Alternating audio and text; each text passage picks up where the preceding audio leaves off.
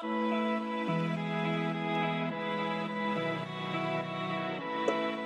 teman-teman YouTube, balik lagi di channel Nolan Indonesia. Masih seputar akuarium air laut. Di video kali ini, gue mau sharing pengalaman ketika rumah dalam kondisi mati lampu atau mati listrik. Di sini gue punya dua alat yang biasanya digunain pas kondisi listrik di rumah sedang padam. Ada aerator DC dan UPS. Oke, kita bahas yang pertama dulu. Ini ada alat aerator DC merek Amara, yang gue pesen di e-commerce dengan harga sekitar 50 ribuan. Menggunakan dua buah baterai ukuran besar, cara penggunaannya cukup simpel. Tinggal sambungin pakai selang aerator dan tambahkan stor atau batu aerator yang bikin si selangnya ini nantinya tenggelam.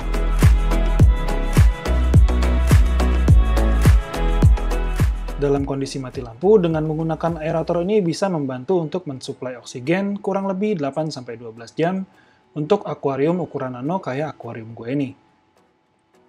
Cukup kira-kira buat biota bertahan sambil menunggu listrik kembali menyala.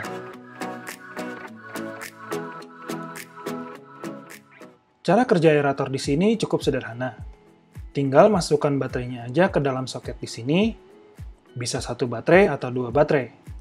Setelah baterainya dipasang, tinggal di switch aja on dan off-nya, lalu dinamo akan bergerak maju mundur, mendorong karet di depannya.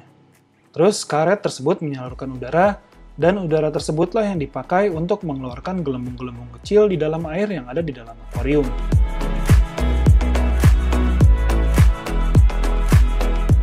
Menurut gue, alasan kenapa kita membutuhkan aerator ketika mati listrik sebenarnya cukup simpel. Dikarenakan return pump dan wave maker mati, otomatis pergerakan air di akuarium akan berhenti. Dan ketika tidak ada pergerakan air atau arus di dalam akuarium, maka oksigen di dalam akuarium akan semakin menipis, dan nantinya biota yang ada di dalam akan mengalami kekurangan oksigen, yang akhirnya membuat biota kesayangan kita bisa mati. Karena si aerator ini mengeluarkan gelembung-gelembung kecil, hal tersebut membuat air bergerak sehingga terjadi gesekan antara air dan menghasilkan nitrogen atau oksigen, yang bisa bertahan sementara sambil menunggu listrik yang mati kembali menyala. Selain aerator DC yang menggunakan baterai ini, ada juga aerator AC/DC yang bisa di-charge dan akan menyala otomatis ketika listrik padam.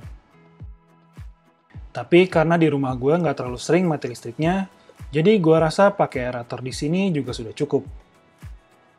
Di luar kelebihannya yang simpel dan murah, alat ini mempunyai kekurangan, yaitu kalau misalnya digunain, airnya akan cepat meluap karena gelembung yang naik ke permukaan air akan pecah.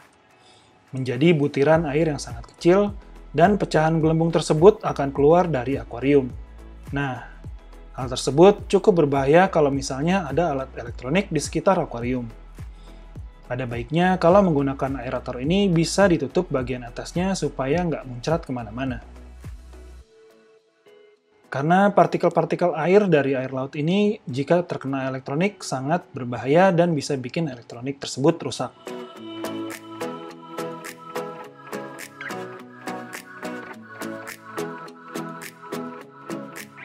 Lanjut untuk opsi yang kedua, di sini gue punya UPS merek CyberPower dengan daya 1000 voltase dan menyimpan listrik sebanyak 600 watt.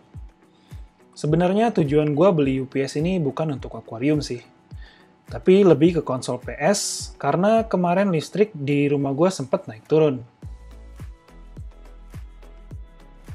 Ternyata pas sudah ada di sini, bisa gue manfaatin juga buat nge-backup akuarium gue ketika mati listrik. Mungkin bisa jadi opsional juga buat teman-teman reverse untuk reef tanknya nanti.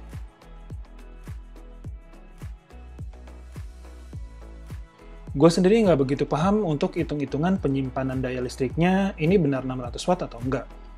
Cuma kalau dihitung secara kasar, return pump merek Sobo ini membutuhkan daya sekitar 20 watt. Jadi kalau 600 dibagi 20 watt sama dengan 30 atau 30 jam. Untuk pompa akuariumnya bisa terus menyala. Ini nggak tahu bener atau enggak ya hitungannya.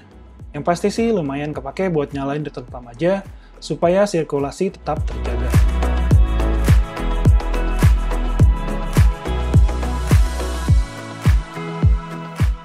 Penggunaan dari UPS ini juga sangat gampang.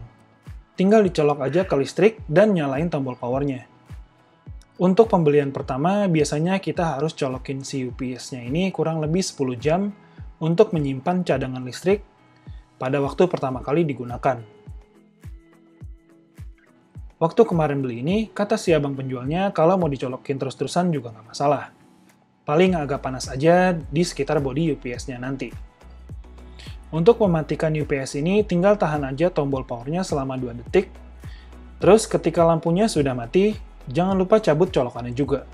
Karena meskipun UPS-nya mati, dia akan tetap bekerja menyimpan listrik jika masih ada arus listrik yang masuk ke UPS-nya.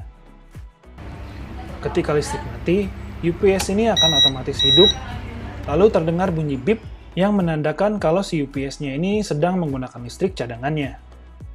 Agak sedikit kencang sih bunyi dari UPS ini. Oh iya, kemarin gue beli UPS ini dengan harga 1,1 juta di Tokopedia. Selain UPS ini, ada juga merek-merek lain dengan daya dan harga yang cukup bervariasi seperti ICA, APC, atau Prolink.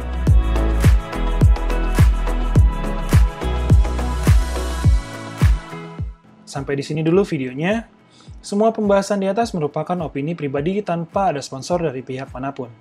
Apabila ada yang salah atau kurang dari penjelasan gue, mohon dikoreksi di kolom komentar. See you di video selanjutnya. Bye-bye.